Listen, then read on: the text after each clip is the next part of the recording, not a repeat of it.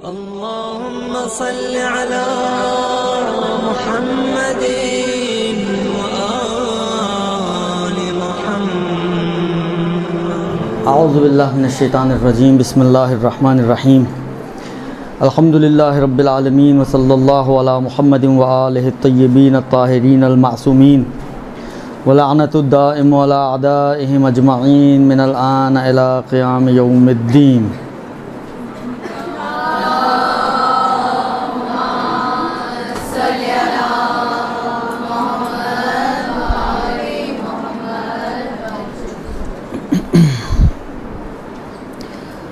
अब मुझे याद नहीं है, आपको पता ही है मेरी याददाश्त का, कि पिछले हफ्ते रमज़ानुल मुबारक के हवाले से कोई बात आई थी या नहीं आई थी, और आई थी तो क्या आई थी। नहीं, तमहीद कुछ आई थी रमज़ान के हवाले से। मैं तमहीद की बात कर रहा हूँ कि रमज़ान की फ़जीलत और उसके हवाले से कोई बात आई थी, नहीं आई थी। इसमें आप मुझे कुछ सवालात भेजे गए हैं कि इनके हिसाब से अगर आप क्लास को आगे बढ़ाएं तो अच्छा है। इन सवालात में पाँचवा या छठा सवाल एक है, मैं उसको स्टार्ट लेकर इब्तदाई तौर पे, क्योंकि माह मुबारक रमज़ान शुरू होने वाला है और उसकी आमादगी के तौर पर हमें किन बातों का ख्याल रखने की ज़रूरत है, उसी हवाले से कुछ बातें आपकी खिदमत में मुझे पेश करनी है। लेकिन मैं तमहीद बना रहा हूँ इस सवाल को, कि जो सवाल एक पूछा गया है कि सवाल ये पूछा गया है कि जी, बेपर्दगी और दीगर गुनाहों का रोज़े पर क्या फ़र्क पड़ता है। बेपर्दगी और दीगर गुनाह, झूठ बोलता है कोई, ग़ीबत करता है कोई, तोहमत लगाता है, जुल्म करते हैं, कोई भी गुनाह अगर कोई अंजाम दे हालत रोज़ा में, या औरत बेपर्दा घूमती है, तो इन गुनाहों का रोज़े की सेहत पर क्या असर पड़ता है, रोज़े के ऊपर क्या इफ़ेक्ट इन गुनाहों का पड़ता है। इसी सवाल को मैं अर्ज़ कर रहा हूँ कि तमहीद बना रहा हूँ। आज की कुछ कोशिश करूँगा मुख्तसर सी एक गुफ्तगू आपके लिए रमज़ान के हवाले से हो जाए। अब जो बातें मैं कर रहा हूँ शायद उसी से आप ख़ुद नतीजा निकाल सकें कि क्या असर पड़ सकता है इन गुनाहों का हमारे रोज़े पर। परवरदिगार आलम ने सूरह मुबारक बकरा में वो मशहूर व मारूफ़ आयत के जो आप हर रमज़ान में पता नहीं हज़ारों दफ़ा शायद सुनती हैं, पढ़ती हैं, में बयान फरमाया है। ज़ाहिरन 183वीं आयत है जो मुझे याद पड़ रहा है। बिस्मिल्लाहिर्रहमानिर्रहीम। या अय्युहल्लज़ीना आमनू कुतिबा अलैकुमुस्सियामु कमा कुतिबा अलल्लज़ीना मिन क़ब्लिकुम लअल्लकुम तत्तक़ून। ऐ ईमान लाने वालों, कुतिबा अलैकुमुस्सियाम, तुम्हारे ऊपर रोज़े को फ़र्ज़ किया गया है, लिख दिया गया है। ये कुतिबा की ताबीर वाजिब के लिए इस्तेमाल होती। कुतिबा अलैकुमुस्सियाम यानी तुम्हारे लिए रोज़े को लिख दिया गया है। कमा कुतिबा अलल्लज़ीना मिन क़ब्लिकुम, जिस तरह तुमसे पिछली कौमों के लिए भी लिखा गया था, यानी जिस तरह उन पर फ़र्ज़ किया गया था, उन पर वाजिब किया गया था, उसी तरीके से रोज़ा तुम्हारे ऊपर भी फ़र्ज़ और वाजिब किया जा रहा है। क्यों? लअल्लकुम तत्तक़ून, शायद कि तुम मुत्तक़ी हो जाओ। अर्ज़ करूँ आपकी खिदमत में कि देखिए, परवरदिगार आलम कह रहा है कि रोज़ा रखो ताकि तक़वा हासिल हो जाए। दुरुस्त। इसका मतलब ये है कि रोज़े में और तक़वे में कोई लिंक होना चाहिए, वरना अगर बेरब्त, मतलब फ़र्ज़ करें कोई मुझे कहता है कि जी सर में बहुत दर्द हो रहा है, मैं उसको दर्द की बजाय कोई और, मतलब ब्लड प्रेशर की कोई गोली पकड़ा दूँ उसको, या शुगर का कोई लाकर दवाई उसको दे दूँ कि यार ये खा लो ठीक हो जाएगा, और वो खाए, तो आपका क्या ख्याल है कितना असर होगा उसके सर के दर्द पर? कोई असर नहीं होगा, इसलिए कि इस दवाई का उसके दर्द के साथ कोई ताल्लुक़ ही नहीं था। इस दवा के अंदर ये तासीर ही नहीं थी कि ये दवा उसके सर की दर्द को ठीक कर सके।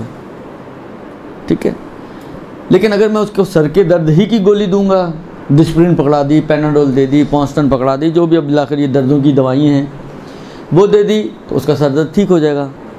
इसी से हमें पता चल जाएगा कि हाँ, पहली जो दवा थी उसका और सर के दर्द का आपस में कोई लिंक नहीं था, इसलिए उसने असर नहीं किया, और इसका और इस सर के दर्द का आपस में एक लिंक था, यानी इस दवा के अंदर ये तासीर रखी गई थी कि ये दर्द ख़त्म करे, लिहाजा ये दूसरी दवा इस्तेमाल करने से सर का दर्द उसका ख़त्म हो जाएगा।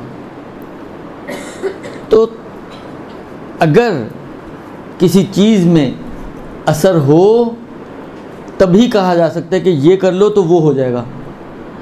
अगर किसी चीज़ में जो आप कहते हैं ये कर लो तो वो हो जाएगा, ये वो हो जाएगा का असर ही ना हो, तो इसके करने से फिर वो कैसे होगा? माचिस जलेगी तो आग जलेगी ना। आप किसी को माचिस ना दें, बर्फ़ थमा दें कि ये बर्फ़ से चूल्हा जला लो, तो क्या होगा? उसके अंदर वो असर ही नहीं है कि वो आग रोशन कर सके। इसी तरीके से बरअक्स भी होता है। जिस तरह से मैं जानते बूझते किसी को गलत दवा दे दूं तो वो असर नहीं करेगी, सही दवा दूंगा तो वो असर करेगी, इसी तरह उल्टा भी हो सकता है। आपने देखा होगा बहुत सारे घरों में एक फर्स्ट एड बॉक्स होता है, मेडिकल बॉक्स होता है, दवाइयों का बॉक्स होता है, जिसमें सारी बच्ची बचाई लील जो यूज़ हुई हो ना यूज़ हुई हो, तो एक उसके अंदर अच्छी खासी टैबलेट्स का ज़ख़ीरा पड़ा हुआ होता है। अच्छा, बहुत सारे लोगों को अंदाज़ा भी नहीं होता और याद भी नहीं रहता कि कौन सी दवा किस चीज़ के लिए थी। अब पड़ी हुई इतनी सारी दवाइयाँ एक डब्बे के अंदर डाली हुई हैं आपने। अब आपके सर में दर्द हुआ, आप उठ के गई, डब्बा खोला, अब आपको कुछ समझ तो नहीं आ रहा, आपने तुक्के से एक गोली उठाई और खा ली, सर का दर्द ठीक नहीं हुआ, तो आपको अंदाज़ा हो जाएगा कि इसका मतलब कि सही दवाई नहीं खाई मैंने। लेकिन अगर आपने तुक्का मारा और सर की दर्द ठीक हो गई तो फिर आप याद रखेंगे कि इस गोली से मेरा सर दर्द ठीक हुआ था, यानी इसका मतलब है इसके अंदर ये असर है कि ये मेरे सर दर्द को ठीक कर सकती है। मुझ में और आप में और परवरदिगार आलम में एक बहुत बड़ा, वैसे तो बहुत सारे फ़र्क हैं, लेकिन एक और इस एतबार से जो फ़र्क पड़ता है वो ये पड़ता है कि मेरा और आपका इल्म नाक़िस, खुदा का इल्म कामिल। मेरे और आपके इल्म का अहाता इतना सा, खुदा के इल्म का अहाता हर चीज़ पर मुहित। कौन सी चीज़ है जो इल्म इलाही से खारिज हो? कोई भी चीज़ नहीं ऐसी। वो आलिमुल गैब व शहादा है, हमें सामने की चीज़ें पड़ी हुई नज़र नहीं आती। तजर्बा करना चाहे तो हमारी बेगमात से जाके पूछ लें, वो बता देंगे इनको तो सामने की चीज़ नज़र नहीं आती है। तो कितना वास्ट डिफरेंस है दोनों में। लिहाजा हमारे अंदर ये गुंजाइश होती है कि बिलाखिर कोई गलती हो जाए कि एक ऐसी चीज़ कि जिसके अंदर असर ना हो, उसको हम ये समझते हुए कि इसमें असर है, आपको गाइड कर दें कि यार ये काम कर लो तो ये काम हो जाएगा। बाद में पता चला कि नहीं, उसमें तो ये असर ही नहीं था। ये हमारे अंदर तो हो सकता है, लेकिन इल्म इलाही में इस चीज़ की गुंजाइश नहीं है। लिहाजा अगर परवरदिगार आलम ये कह रहा है कि रोज़ा रखो मुत्तकी बन जाओगे, तो इसका मतलब ये है कि 110% श्योरिटी से ये बात कही जा सकती है और कंफर्म किया जा सकता है कि हतमन रोज़े के अंदर परवरदिगार आलम ने एक ऐसी तासीर रखी है कि ये रोज़ा इंसान को मुत्तकी बनाएगा। व इल्ला अगर रोज़े में ये तासीर ना हो कि ये मुत्तकी बनाने वाला हो, तो खुदा क्यों कहे रोज़ा रखो ताकि मुत्तकी हो जाओ? ये जो खुदा कह रहे रोज़ा रखो ताकि मुत्तकी हो जाए, ये ख़ुद बता रहा है कि इसके अंदर एक असर मौजूद है। वरना वही वाली बात है कि बर्फ़ दे के खुदा कह रहा है कि जाओ आग जला लो। माचिस दे के आग जलाने का कहे तो जल भी जाएगी आग, बर्फ़ दे कर कहे आग जलाओ तो कैसे जलेगी? जो ज़िद्द आग है उससे आग कैसे जलेगी? लिहाजा अगर रोज़ा असर ना रखता हो तक़वे वाला, तो ये कहना ही खुदा का लग़्व हो जाएगा कि रोज़ा रखो ताकि मुत्तकी हो जाए। अब जबकि परवरदिगार आलम ने कहा है तो ये बात हतमी है, दुनिया इधर की उधर हो सकती है, लेकिन ये मतलब गलत नहीं हो सकता कि रोज़े के अंदर खुदा ने तक़वे की तासीर रखी है। दुरुस्त? हर साल माह मुबारक रमज़ान आता है, एक बहुत बड़ी तादाद मुसलमानों की, चाहे शिया हों चाहे सुन्नी हों, वो रोज़ा रखते हैं। सवाल मेरा आपसे सिर्फ इतना सा है, आप जवाब दें मुझे इस बात का कि जिस वुसअत के साथ रोज़ा उन अभी मैं सुबह भी अर्ज़ कर रहा था कि रोज़ा उन खुशकिस्मत इबादतों में से है कि अगर कोई नमाज नहीं भी पढ़ रहा होता तो रोज़ा फिर भी रख लेता है, क्योंकि साल में एक दफ़ा की कहानी होती है। कितने सारे लोग हैं, मैं खुद जानता हूँ ऐसे लोगों को कि जो नमाज़ पढ़ें या ना पढ़ें, मुमकिन है रेगुलर नमाज में ना हो, जुम्मे के जुम्मा जाके पढ़ लिया, कुछ जुम्मे की भी कुछ थोड़ी सी है खुसूसियत इसी टाइप की कि जो पूरा हफ्ता नहीं पढ़ता वो जुम्मे के लिए बड़े एहतमाम से तैयार होकर जुम्मा पढ़ने जाता है, जिससे सिर्फ खुदा जुम्मे के दिन का खुदा है। तो लेकिन रोज़ा जो नमाज नहीं भी पढ़ता, बिल्कुल भी नहीं पढ़ता, ना जुम्मा ना यौमिया, लेकिन बिलाखिर उनकी भी कोशिश होती है कि चलो रोज़ा रख डालो। तो रोज़ा एक खुसूसियत ये तो रखता ही है ना कि हर शख्स का दिल है कि बिलाखिर चलो एक साल रमज़ान के अंदर एक महीना पूरे साल में आता है, तो लो रख डालो। तो जिस वुसअत के साथ रोज़ा रखा जाता है, और खुदा ने ये हमें ख़बर दी है कि देखो रोज़ा इंसान को मुत्तकी बनाता है, तो क्या उसी वुसअत के साथ लोग मुत्तकी बन रहे हैं? तो फिर ये लअल्लकुम तत्तकून क्या हुआ? इतनी लंबी कहानी हमने सुनाई कि जी इसमें तो गलती का इम्कान ही नहीं है, इसमें तो झूठ का इम्कान ही नहीं है, तो फिर ये लअल्लकुम तत्तकून कहाँ गया भाई? खुदा तो कह रहे हैं कि रोज़ा रखो मुत्तकी हो जाओगे। अब देखें, अब देखें, ये मतलब तो गलत नहीं हो सकता कि हम कहें कि जी गलती से खुदा ने कह दिया, वरना रोज़े में ये तासीर ही नहीं है। ये तो हम नहीं कह सकते, मेरे में तो जुर्रत नहीं है, अगर आप में हो तो कह लें। कम से कम ये जुर्रत करना कि ये कहा जाए कि परवरदिगार आलम से गलती हुई है, जबकि कुरान ने ख़ुद कहा है ज़ालिकल किताब ला रैब फ़ीह, जिसमें किसी किस्म के शक व शुबे की गुंजाइश नहीं है। लौ काना मिन इंद गैरिल्लाह लौ वजदू फ़ीह इख्तिलाफ़न कसीरन, अगर ये कुरान गैर खुदा की कोई किताब होती तो इसमें कसीर इख्तिलाफ़ पाते तुम। बस इसका मतलब ये कि ये कुरान का अपना मौक़िफ़ है कि ये इल्हामी किताब है और इलाही किताब है, और है भी। तो फिर ये लअल्लकुम तत्तकून को कैसे अब हम सही करें? अर्ज़ करूँ आपकी खिदमत में कि जिस तरीके से मैंने कहा कि सर के दर्द के ख़त्म होने से पता चलता है कि जी दवा खाई है हमने वो सही खाई है, या ख़त्म नहीं हो रही तो पता चलता है कि जो दवाई इस्तेमाल की है वो सही इस्तेमाल नहीं की है, इसी तरीके से हम यहाँ पर एक नतीजा और भी निकाल सकते हैं। क्योंकि जब इस कलाम में झूठ की गुंजाइश नहीं है और ये एक अटल कलाम है इलाही कलाम के जी हतमन रोज़े के अंदर ये असर होना चाहिए, जब खुदा कह रहा है कि लअल्लकुम तत्तकून, तो ये असर होना चाहिए, लेकिन उसके बावजूद लोग रोज़ा रख रहे हैं और बड़ी तादाद में लोग रोज़ा रख रहे हैं, तो फिर ये असर क्यों हासिल नहीं हो रहा? इसका मतलब क्या हुआ? इससे ये समझ में आता है कि शायद वो रोज़ा जो मांगा जा रहा है और वो रोज़ा जो दिया जा रहा है उसमें कहीं गड़बड़ है। वो रोज़ा जो तलब किया जा रहा है हमसे और जो हमारी गर्दनों पे लिखा गया है, और वो रोज़ा के जो हम रख रहे हैं, ये दोनों आपस में मैच, मुमकिन है शक्लन एक जैसे हों। मैंने पिछले साल भी शायद अर्ज़ किया था और हर साल करता हूँ, आखिर ये इब्तदाई क्लासें होती ही ऐसी बातों के लिए। पिछले साल भी मैंने ज़ाहिरन अर्ज़ किया था कि पाकिस्तान में तो ये चीज़ें समझना बहुत आसान होता है, इसलिए कि यहाँ पर असली चीज़ कम और जाली चीज़ें ज़्यादा नज़र आती हैं, और वो जो जाली चीज़ होती है सब लोग असली समझ के इस्तेमाल कर रहे होते हैं। आपने अगर सरेआम देखा हो कभी, तो उसमें जो है वो मदर केयर और पता नहीं जॉनसन्स वगैरह, ये सब आपकी लालू खेत की पैदावार हैं, जो आप जो है बाहर का समझ के यूज़ करते हैं। आपके अक्सर कॉस्मेटिक्स ऐसे होंगे जो आप लंदन और पेरिस और अमेरिका का समझ के यूज़ कर रहे हैं, वो यहाँ के लंदन और पेरिस का बना हुआ है, पाकिस्तान के लंदन और पेरिस का, लालू खेत का। तो कहने का मकसद ये, लेकिन बनाया इस तरह से जाता है और पेश इस तरह से किया जाता है कि इंसान धोखा खा जाता है। इंसान तमीज़ नहीं दे सकता कि ये ओरिजिनल चीज़ है, जेन्युइन चीज़ है, या 2 नंबर और जाली चीज़ है। तो यही चीज़ हमारे साथ रोज़े में हो रही है। हम अपनी तरफ से तो जो रोज़ा पेश करने की कोशिश कर रहे हैं, कोशिश तो यही होती है कि ये जेन्युइन हो, लेकिन जब असर नहीं होता तो कश्फ होता है कि नहीं ये जो है कोई जाली चीज़ चली गई, कोई 2 नंबर माल सप्लाई हो गया है। दुरुस्त। अब सवाल यहाँ पे ये है कि वो जेन्युइन रोज़ा वो क्या है बिलाखिर के, जो लअल्लकुम तत्तकून वाला रोज़ा हो, वो पता तो चले वो कौन सा, उसके कौन से सींग होते हैं जो हमारे रोज़ों के नहीं हैं। भाई वो रोज़ा भी कि जो लअल्लकुम तत्तकून, तो रोज़ा तो यही है ना, फजर से लेकर मगरिब तक ना खाओ ना पियो, रोज़ा पूरा।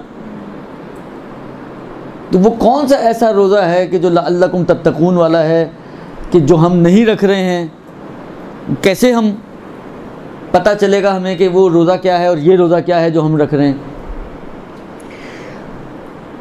ज़ाहिरन छठे इमाम की रिवायत है, इमाम जाफ़र सादिक़ अलैहिस्सलातु वस्सलाम की।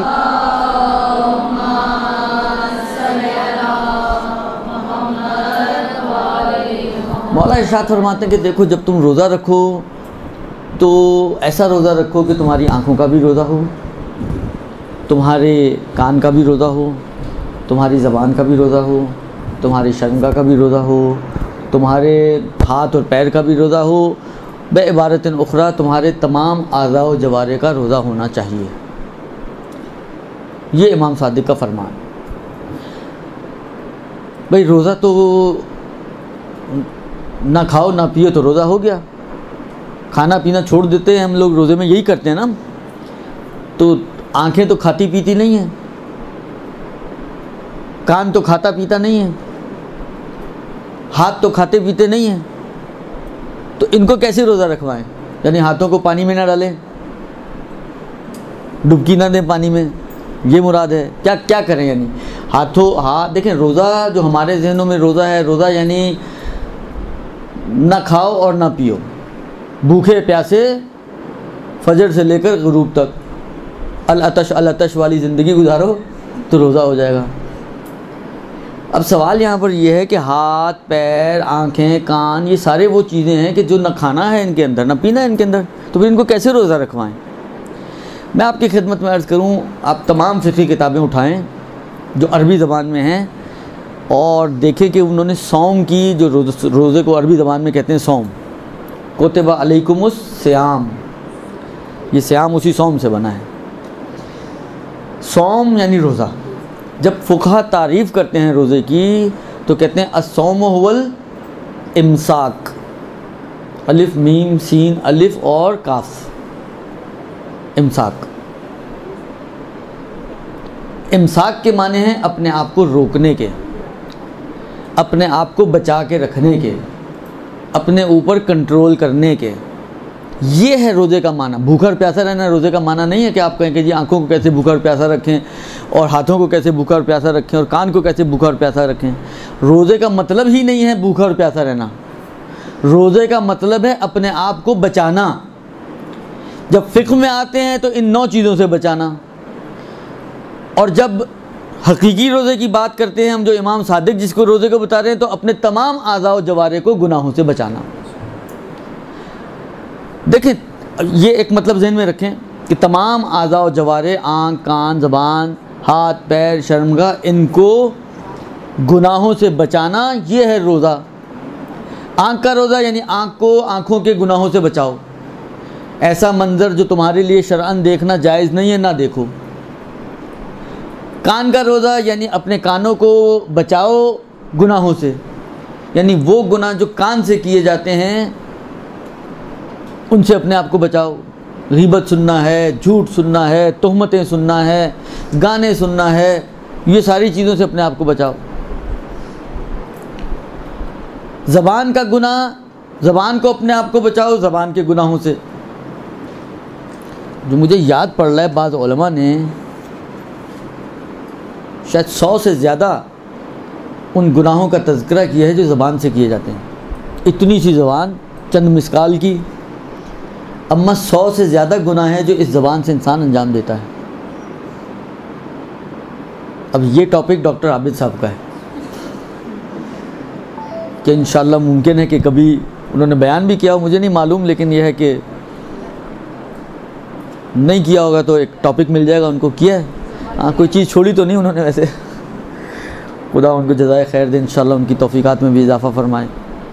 तो अर्ज़ ख़िदमत ये है कि ज़बान को बचाना, गीबत करने से बचाना, झूठ बोलने से बचाना, तोहमत लगाने से बचाना, गाना गाने से बचाना, और जो भी ज़बान से किसी को आप अज़ियत और ताने और तीर मार सकती हैं और ज़बान की तीर और तलवार चला सकती हैं, उससे अपने आप को बचाना, ये है ज़बान का रोज़ा। हाथों के ज़रिए जुल्म ना करें किसी के ऊपर, बेजा किसी के ऊपर जिसके ऊपर आपको हाथ चलाने का हक़ नहीं है, हाथ ना चलाएं। जिससे आपको हाथ मिलाने का हक़ नहीं है, हाथ ना मिलाएं। तो अपने हाथों के गुनाहों से बचाएं। ये है हाथों का रोज़ा। पैरों को गुनाहों से बचाएं, यानी जिस जगह पर खुदा नहीं चाहता कि आप जाएं वहाँ ना जाएं, ना जाके अपने पैरों को गुनाह से बचा रहे हैं आप, तो ये है पैरों का रोज़ा।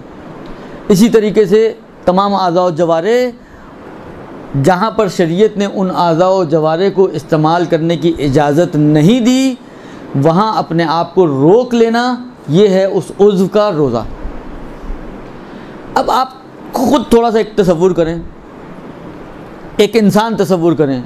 एक रिवायत है, वो इस वक्त तो उसका मौका नहीं है, लेकिन मैं जब वो रिवायत पढ़ता हूँ नॉर्मली मजमे को कहता हूँ कि आप जिस तरह ये जब कोई क्राइम वगैरह होते हैं तो ये थाने में जो है पुलिस वाले जो हैं खाके कहते हैं ना, खाका जारी कर दिया, तो अक्सर आप सुनती होंगी खबरों में, हमारे यहाँ तो इनके अलावा और कुछ होता ही नहीं है खबरों में।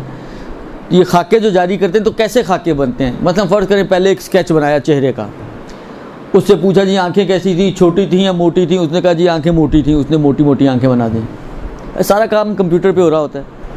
उससे पूछा नाक कैसी थी, छोटी थी, मोटी थी, लंबी थी, पतली थी, झुकी हुई थी, उठी हुई थी, तो जैसी उसने बताई उसने उसमें नाक डाल दी। उससे पूछा उसके होंठ कैसे थे, जैसे उसने बताया उसने उसके होंठ बना दिए। बाल कैसे थे, वैसे बाल बना दिए। हालत जिसामत कैसी थी, वैसा जिस्म उसके अंदर डाल दिया। तो एक तकरीबी शक्ल बन जाती है कि जनाब ये जो हमारा मतलूबा आदमी है वो ये शक्ल का है। लिहाजा वो खाके बना के थानों में और तमाम जगह पे जहाँ पर जिस नौइयत का फिर उसका जुर्म होता है उसके हिसाब से कभी जो है वो एयरपोर्ट्स पे भी उसकी तस्वीरें लगा दी जाती हैं या पहुंचा दी जाती हैं, कभी जो है वो एयरपोर्ट पे नहीं होती हैं, सिर्फ छोटे मोटे क्राइम्स हैं, तो खुलासा उसके हिसाब से फिर वो उसको ये लोग फैलाते हैं। अब आप भी यही काम करें, एक स्केच पहले बनाएं, अब उसमें रंग भरना शुरू करें। आप जो रंग मैं आपको बता रहा हूँ, फिर आप देखें जो ये शक्ल बनेगी तो कैसे आदमी की बनेगी, कैसे मोमिन की, एक मोमिन शख्स का खाका दुरुस्त। और जब इस मोमिन के अंदर आप रंग भरना शुरू करें तो फिर आप देखें कि ये मोमिन कैसा मोमिन बनेगा। इस मोमिन को शरई इस्तिलाह में आप क्या कह सकती हैं।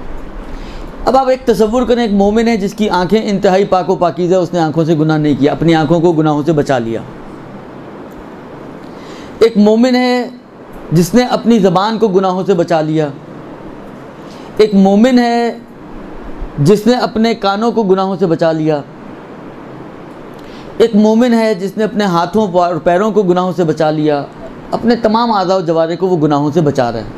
अब जब आपने इसमें ये सारे रंग डाल दिए, इसने आंखों से भी गुनाह नहीं किया, इसने जो है मसलन कानों से भी गुनाह नहीं किया, इसने जो है ज़बान से भी गुनाह नहीं किया, अब आप मुझे बता सकते हैं कि ये जो मोमिन तस्वीर में आएगा तो इसको आप कहाँ फिट कर सकती हैं शरीयत के हिसाब से?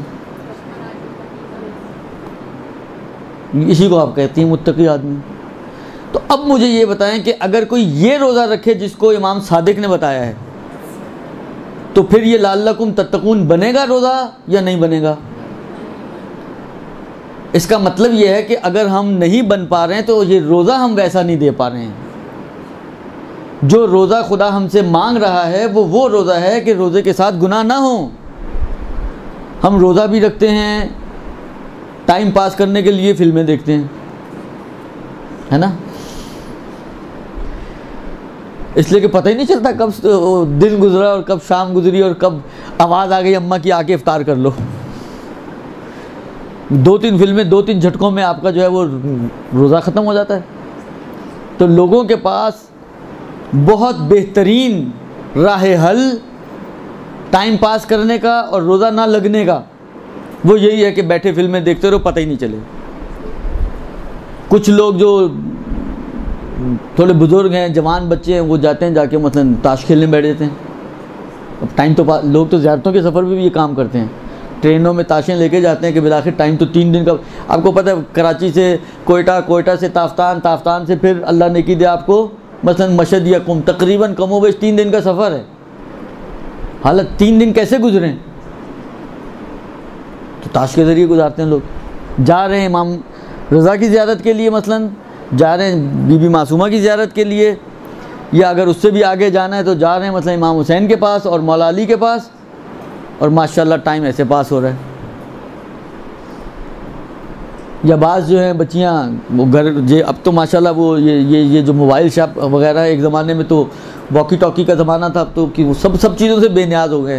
हेडफोन लगाए हुए हैं, आपने देखा रिक्शे टैक्सी चलाने वाले लोग हेडफोन लगाए हुए हैं, उनको पता ही नहीं चल रहा पीछे कोई हॉर्न दे रहा है या नहीं दे रहा, अपनी धुन में मगन गाने सुनी जा रहे हैं और चली जा रहे हैं, पता ही नहीं चल रहा कहाँ गाड़ी लग रही है, किसको लग रही है, किसको नहीं लग रही है, वो धुन अपनी चल रही है।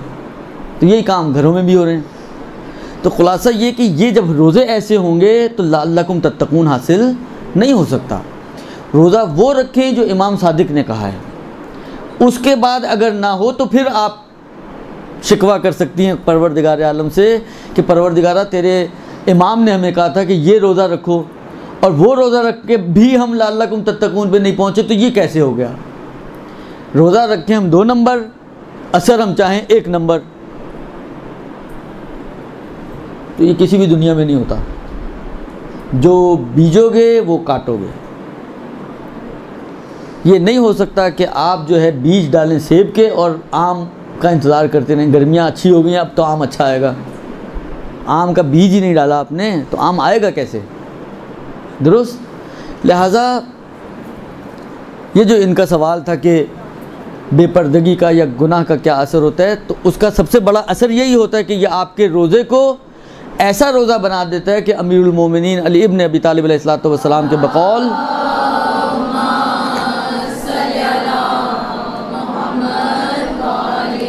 कितने ही रोज़ेदार ऐसे हैं कि जिन्हें भूख और प्यास के अलावा और कुछ हासिल, ये इसका असर है।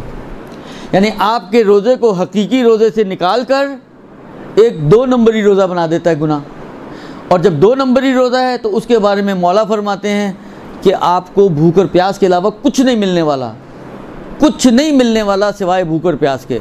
यानी जो असरात और जो अमीरुल मोमिनीन कह रहे हैं कुछ नहीं मिलने वाला, बिलाखिर कौन से लड्डू मिलने वाले थे? लड्डू यही थे, लअल्लकुम तत्तकून। देखें इलाही सुफ्रा है, माह मुबारक रमज़ान है। क़द अक़बला इलैकुम शहरुल्लाह बिलबरकत वर्रहमत वलमग़फ़िरा या अय्युहन नास। ए लोगो, तुम्हारी तरफ खुदा का महीना आ रहा है बरकतें, रहमतें और मग़फ़िरतें लेकर। देखें ये जो 3 चीज़ें ना, बरकतें, रहमतें और मग़फ़िरतें, ये वो खाना है जो परवरदिगार आलम ने इस सुफ्रे पे हमारे लिए रखा है। परवरदिगार आलम आपके लिए बटेर नहीं रखेगा, तीतर नहीं रखेगा। मुर्ग तो खा के आप वैसे ही थके हुए हैं। परवरदिगार आलम जो खाना रखता है आपके लिए, वो यही रखता है कि आपके लिए बरकतें, रहमतें, मग़फ़िरतें। टाइम नहीं है क्योंकि मुझे दूसरी बातों की तरफ जाना है, लेकिन मैं एक गुजारिश करूँगा आप तमाम ख़्वाहरान से, और वो ये कि मफ़ातिहुल जनान हमारे घरों में मौजूद है, हर घर में मौजूद है। कुरान, शायद सूरत हाल ये कि कुरान हो या ना हो, मफ़ाती ज़रूर होती है। आप मफ़ाती को खोलें और मफ़ाती में जहाँ पर शाबान का एंड है और रमज़ान के ज़िक्र शुरू कर रहे हैं, हाँ, वहाँ पर एक खुतबा है जो ख़त्मी मरतबत सल्लल्लाहु अलैहि वसल्लम से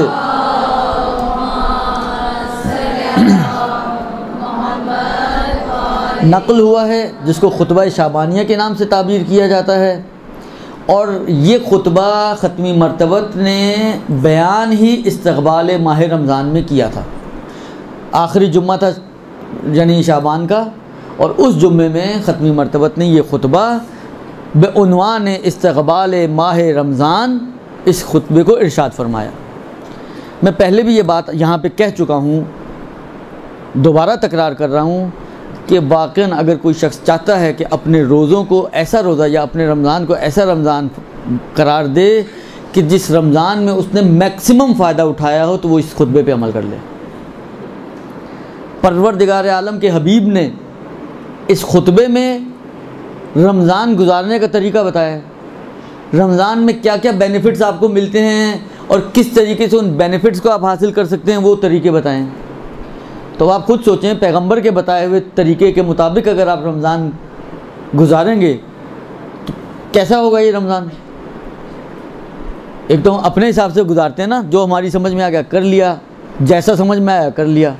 एक वो है कि समझें गाइडलाइन आपको खुद पैगंबर दे रहे हैं और आप पैगंबर की गाइडेंस के साथ उस रमज़ान को गुजार रही हैं, तो फिर आप सोचें कैसा रमज़ान गुजरेगा आपका, कितना फ्रूटफुल होगा और कितना आप इस रमज़ान में वो रहमतें और बरकतें और मग़फ़िरतें समेट पाएंगे।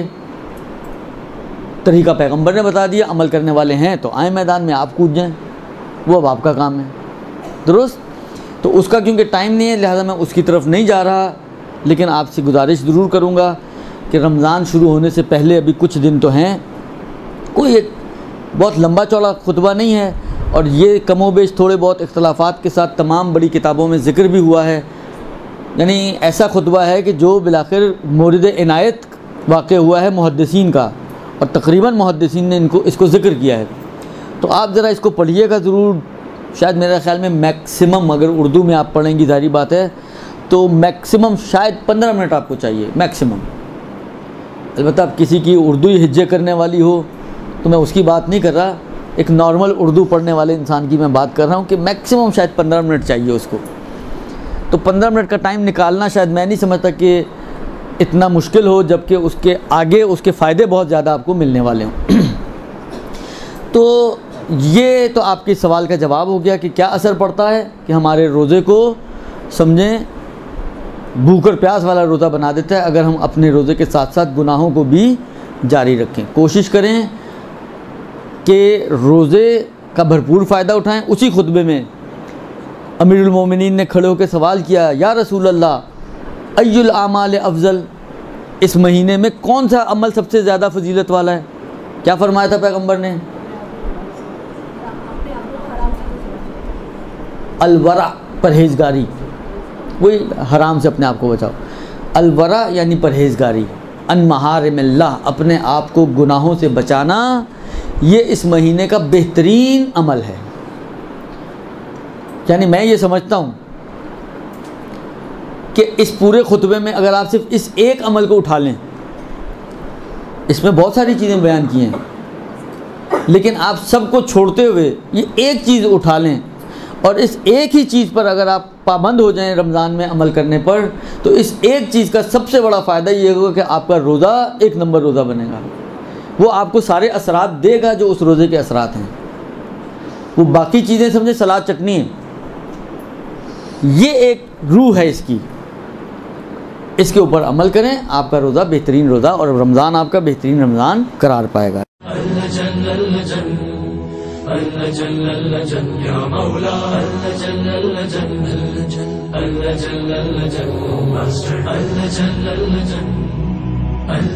या साहिब समा